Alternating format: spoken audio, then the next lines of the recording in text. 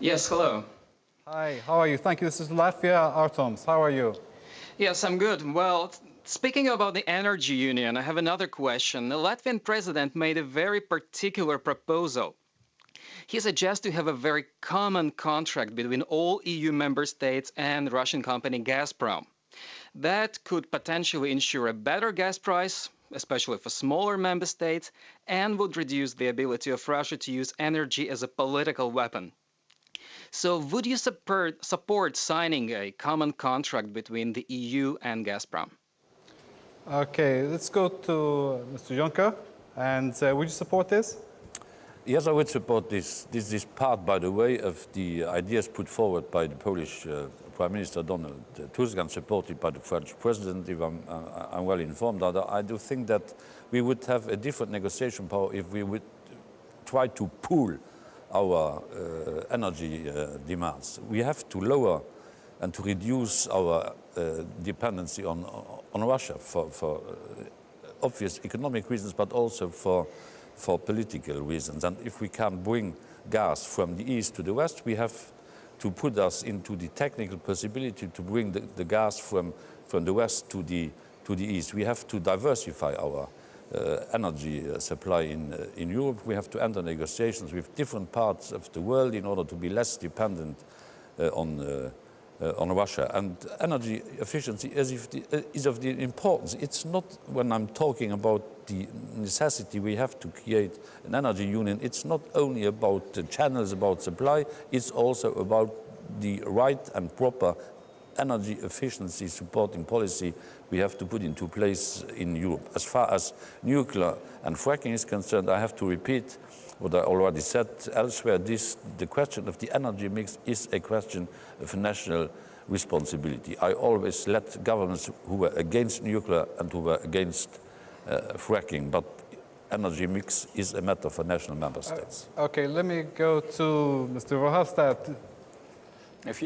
Sorry, but if you say that the energy mix is something on the national level, then we shall never have our European energy community that we want. I am just the opposite view about it.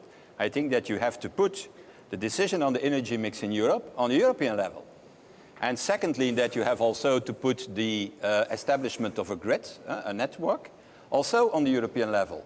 And there you have to decide what type of imports you want and what type of energy mix you want. Because let's be honest, it's a little bit hypocritical what is happening now, when there is the Energiewende in Germany, but they are importing nuclear energy from France. It's easy to make an Energiewende in Germany and then to import a number of kilowatts coming from France and made by nuclear power plants. So, sorry, let's do it on the European level. Then this way of dealing and wheeling is not longer possible. So, and I think that an energy mix shall be necessary. I like renewables. The more renewables, the better it is. But in any way, it shall be a mix. And secondly, it means a European community. That means that the decision of where we are putting energy in. Now it's coming mostly from the east and it's go to the west. We need also to have the possibility to have entrance points in the west. That energy can come, for example, from other continents in the west and then to the east. And from the south to the north. And that's the grid. And for the grid, we need huge amounts of infrastructure. And that's the reason why my first priority as President of the Commission shall be to put that energy community, European energy community, on the table of the Council and of the Parliament. Okay, and Martin Schulz, you would sweep a strip back off the table, yeah? I'm fascinated. The world of That's good that you're fascinated. Wait a moment. I'm fascinated. The world of Guy Verhofstadt sounds nice, but it's a little bit beside the reality. So Germany is not only importing nuclear energy, we are still using nuclear plants in Germany. The Energiewende, wonderful pronounced, is the goal to come to an end with the use of nuclear energy, carbon-based energy, and to replace it by renewables and energy-efficient products and plants. And the third industrial country of the world with an increased energy demand tries to leave from nuclear energy, to leave from carbon-based energy, and to replace it by renewables. This is a unique project, and if we achieve in Germany, I think we should discuss if this is also possible on a European level. Therefore, I'm happy that you support the Energiewende. And now, I think without imports of nuclear energy from France. Yeah, wait a minute. Okay. We need the investment in grids, creating jobs. We started with this. This is a project all over in Europe. So we could spend our way out of recession, huh? Pardon? We could spend our way out of recession on an energy project. This is an enormous project to need the grids for the energy union. You need the necessary infrastructure to invest in the infrastructure. This creates jobs, growth, and less dependence from the energy supply from outside European regions. On which is concerning the contract with the Russians, yesterday I was called by him as naive when I said, besides sanctions, we should discuss about common and shared interests. Is exactly what the Latvian president proposed. These are common and shared interests which could help us to reduce the tension around Ukraine. I agree entirely. Let's go back to Ska Keller because she was interrupted before. Should the EU have a common position concerning fracking and nuclear energy? Because concerning climate change, there are no borders. If something happens in one country, the others are going to be affected. Indeed, and it's a strange coincidence that nuclear power plants are usually built very close to the border. So indeed, it's a European concern. And if there is a problem with a nuclear power plant in one country, we're all going to be affected. So yes, I think indeed that we should coordinate much closer on the European level and really go for the renewables at the European level, because like this we save the planet, but we also create the jobs that are here to stay for the next 20, 30 years and that create good employment.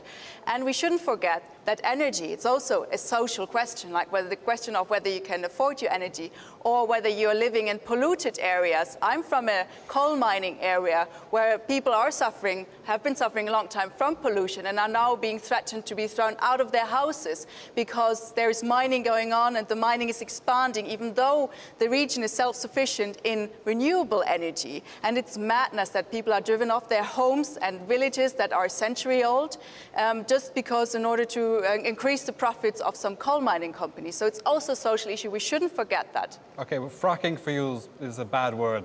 Yes, indeed, it's a very bad word. But we now live in a world where security of people in small communities as well as cities really depends on the steady flow of gas and of energy of different types. And now we're being threatened by Russia and by other complex situations across the world, not just by supply, but also increase in price. We're in an incredibly difficult moment financially as well, and fracking's there to deliver a quick result at an achievable cost. Would you tolerate fracking in the medium term to achieve renewable energy in the long term? Fracking is by no means cheap, and it's also not just readily available. It's also a high-risk technology. You're pumping chemicals into the ground where nobody knows yet what exactly is going to be the effect of that. I don't know if you want that to happen in your area, in your environment, where you're taking out the groundwater. But we don't want the gas supply to stop in Europe either. And I can safely say that we Greens, we've been advocating for renewable energies ever since we existed. So we're not coming late on that. Mr. Juncker, should we tolerate fracking in the short term and put some of the investment in that into renewable energy for the long term? As I said, energy mix is a matter for national member states. I'm not in favor of fracking because we don't know about the real consequences. We don't know about the end cost of fracking. So I think that further research has to be done in that domain, but for the time being, this technique is not sufficiently developed that we can give the European impetus to use that technology. So my remaining answer is energy mix is for member states. And Let me ask the same question. Fracking in the immediate term and to finance renewables in the long term? I think fracking is not a solution. I'm like Ms. Keller. I was very long time the mayor of a former coal mining city. I know the same problems. Fracking is an unknown technology, but we should be clear, it will happen. Fracking will be decided. It is in the hand of the member states, and I'm absolutely sure that there will be member states who will allow fracking, other member states not. The Americans have already decided. The real question is not fracking, yes or no. The real question is, which is the most efficient strategy to make Europe independent from energy supply from dictatorships, from countries who could combine our energy dependence with political pressure they make on us. And this is the important point. And here is my feeling that the only way to achieve on the long term is renewable energy, and the combination between reindustrialization and renewables, energy efficiency, to develop low consumption products. This is, in my eyes, an industrial program of Europe for the export in other parts of the world. Here we can combine sustainability with reindustrialization. This is, in my eyes, the best way. So, do the Liberals consider fracking a bad word also? We consider it if, first of all, there is proof of it scientifically that there is no bad consequences for the environment. So is there an energy source that has no bad consequences? No, we have said that from the beginning, first of all, proof of that scientifically, there is no damaging of the environment, then you only can start. And that's also the acceptance of citizens. And that is also the position of the European Parliament, that's it. Little bit also hypocritical, typical for Europeans, because we shall import in the next years a number of energy sources, also gas coming from the US, and in this gas shall be cracking gas. Okay, our final theme for the presidential debate is finance. The crisis started with a rapid financial collapse. Let's hear what our candidates' proposals are going to be for the financial system. We're going to try to go to Slovenia. Do we have Slovenia on the line? No, right. Let's go to a recorded question. Let's hear the question. Jean-Claude Juncker, you were Prime Minister of Luxembourg for nearly 20 years. During this time, Luxembourg has strengthened its position as a financial center in Europe. As President of the Eurogroup, you always opposed any measures that could jeopardize the financial interests of your country. Now, should you become the next President of the European Commission, would you be ready to defend and enhance transparency for the movement of capital, like, for instance, raising the professional secret of financial trusts who organize this tax evasion? Okay, that was Olivier from Belgium. I think we'll go to Slovenia now. Hello. Hi, how are you? Yes, I can hear you. Good. Hi, I'm okay. Hi, Alicia. How are you? Good, thank you, Alicia. Let's have your question, please. Of course. Well, in the past, the options for failing European banks have been either an unpredictable collapse or taxpayer bailout.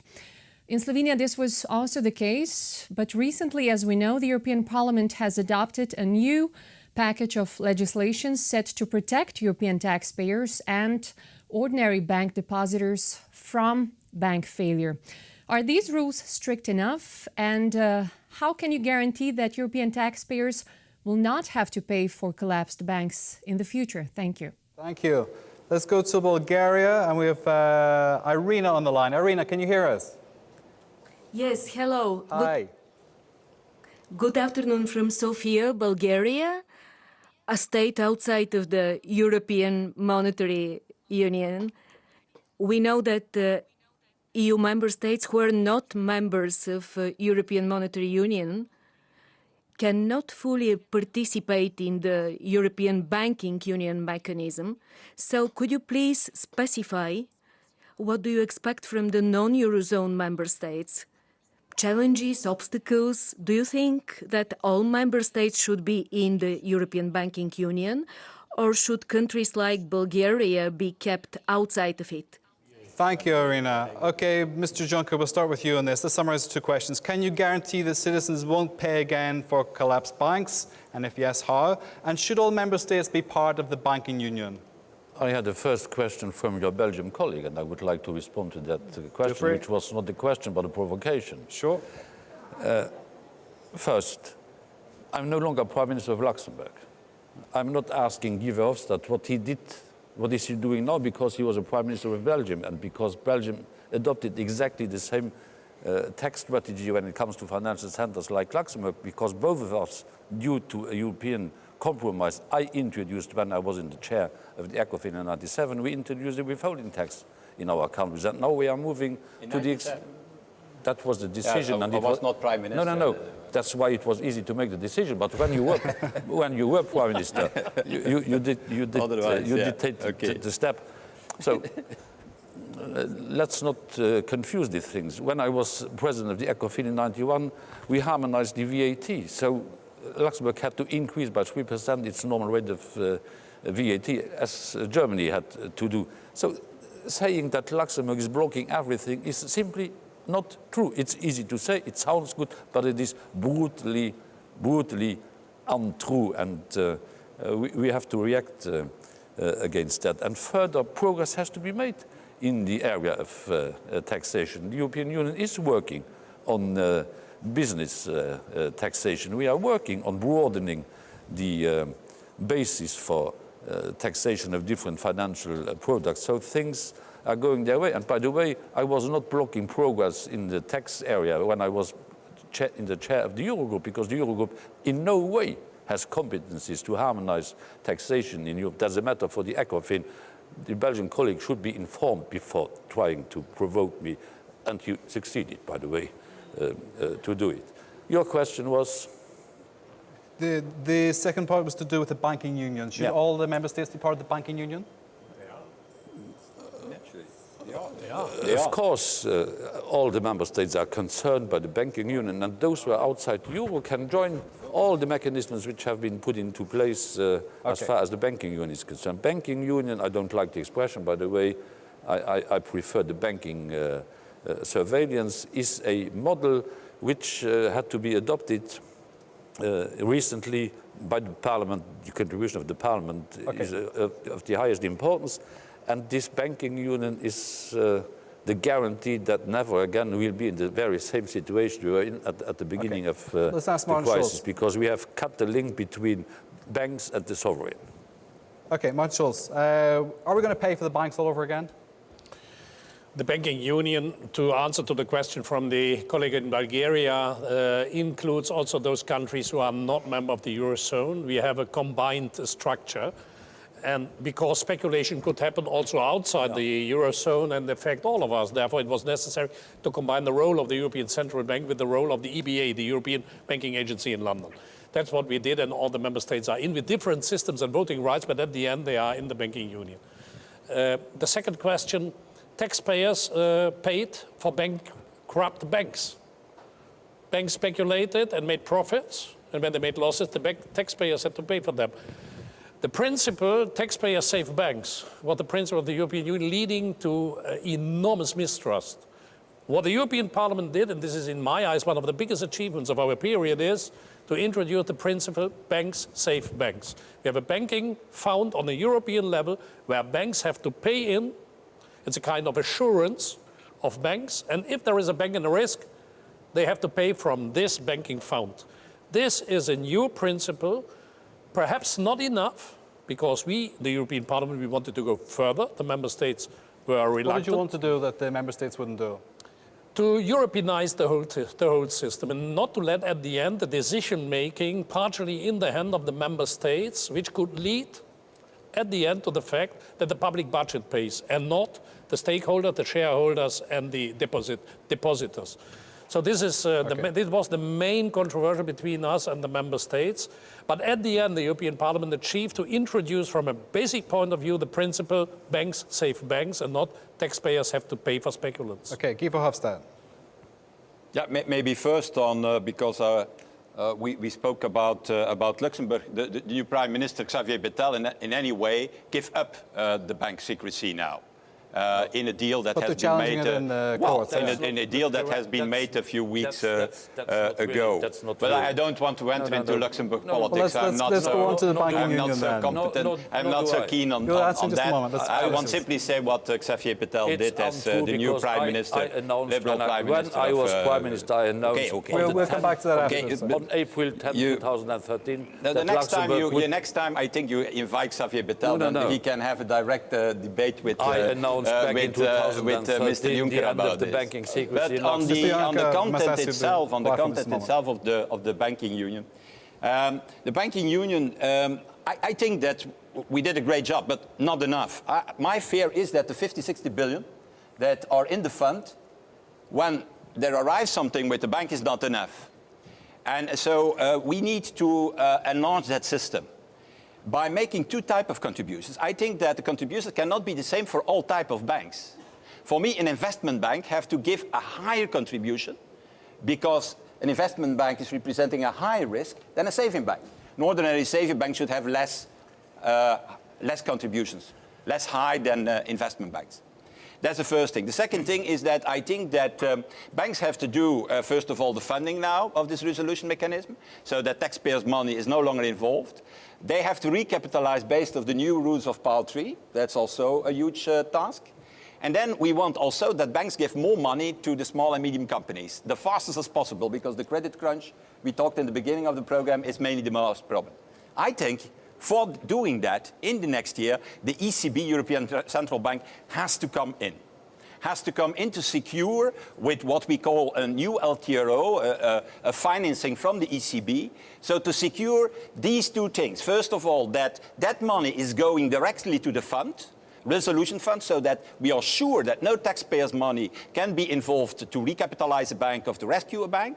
And secondly, to make a condition that they only receive that money for the ECB if they transfer that money in cheap credits to the small and medium companies. Okay. That's absolutely necessary. Okay. Otherwise, we still have the credit crunch, we still are blocked, and we shall never emerge from the crisis. I must let Mr. Juncker reply to Mr. Verhofstadt first. Wait a minute. I'll come back just a moment. Mr. Juncker, you can reply just for a brief answer, please. It's a pleasure. It was unfair to say that the new Luxembourg Prime Minister abolished the banking secrecy. I announced that back in April 2013, and as Mr. Verhofstadt perfectly knows, I was trying to do exactly the same thing, and that was always blocked by liberals in Luxembourg. Okay, Mr. Schulz, I'll try to come back in just a moment. I want to give Scott Keller an opportunity to speak on this first. It was exactly what I wanted to say, to be honest. Okay. I disagree on financial and tax questions with Jean-Claude Juncker, but we should be honest. It was his government who announced the end of the banking secrecy. Xavier Bettel is much nearer. You can rewrite history a few times. No, wait a minute now. He is much Bettel is much nearer to me than Juncker in a lot of questions. But no, this is a question of honesty. Do we need all member states in the banking union? I think we need to continue the banking union, make it much stronger, because the capital requirements, for instance, on banks, that's not enough. We need to make sure, really make sure, that it's not the citizens that are bailing out banks, but that's the owners of the banks who are doing their share. We need to put an end to this financial speculation that is throwing around money, like speculating on food, for instance, on stuff that is really necessary for people's survival. There we need to get in. And we also need to stop banks throwing people out of houses like it's happening in Spain, where people end up in homelessness, but they keep their debt to the bank. They continue paying to the bank even though they have lost their houses. This is incredible. Do you all agree this with is that? a scandal. Does everyone agree with that? And this is also part of social justice. I think the tax justice, that everybody pays their fair share of tax, and that especially goes for big companies, that is also part of social justice. We can't say, let the poor people pay for the rule of law, for the parks, for the kindergartens. That's everybody's share. Absolutely. Okay. Mr. Scholz, your further comment on this? That was, I said at the very beginning of our meeting here, our discussion. Taxpayers pay for losses of speculants who pay nothing as taxes when they make enormous profits. But we have, I think, a conclusion now, and I want to get back to one of the events. Okay, we're close to the end of our time, so let's make it quick, please. People in the demonstrations. Just go ahead. Yeah, people in the demonstrations claim Europe saved the banks and not the people. What part of this is true, Ms. Keller? That's true. Well, it has been true in the past, but we should make sure that this has never happened again. I want a Europe that cares about the people, about the needs of the people. For that, I think we need more social rights in Europe. Europe should take more care of the social rights of people and regulate banks more clearly. And for that, I'm also really shocked that the Commission wants to also talk about financial regulation in the Transatlantic Free Trade Agreement, because the European Commission is asking the US government to lower their financial market regulation. And this is not the policy I want to see in the European Union. Okay. Maybe Eurosceptics are always, they are not here, but Eurosceptics are always attacking Europe and saying Europe is the cause of this, is the cause of that, is the origin of that. And what we see here, a good example, that is that the banking union, and Europe has created a banking union with rules that it no longer taxpayers were paying. That's a European regulation which is making it impossible that taxpayers are paying the bill for losses on a national level. And that's a good answer for me to Eurosceptics that Europe is really the solution for our crisis and also for the other challenges in the future. But this claim, Europe save the banks and not the people, is not coming only from Eurosceptics. It's coming from the people going to demonstrations. Exactly, and that we have changed.